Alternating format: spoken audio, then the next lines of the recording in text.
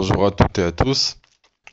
Je suis certain que si je vous demandais quel est l'acte terroriste le plus grave de ces dernières années, pratiquement personne ne saurait me donner la bonne réponse.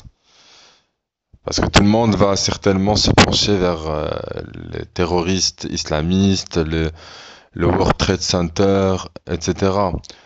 Alors, bon, je vais pas faire durer le suspense trop longtemps, et je vais vous dire que l'acte terroriste le plus grave au niveau planétaire, c'est pas les explosions et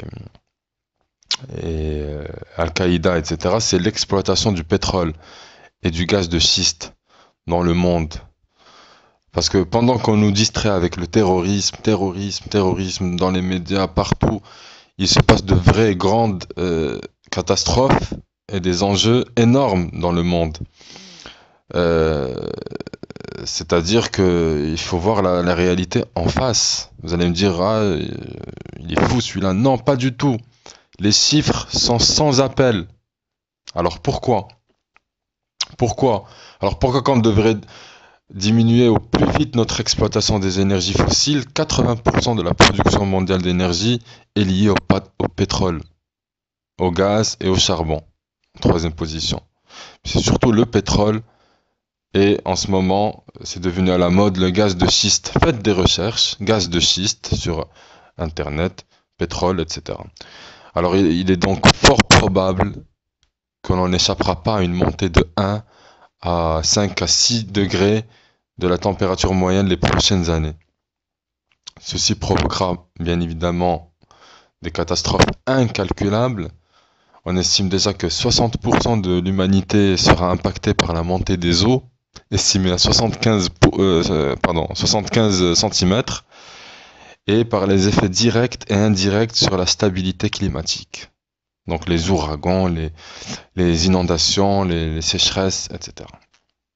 Et ce processus s'accélère et s'aggrave, car les classes moyennes deviennent de plus en plus importantes et exigeantes.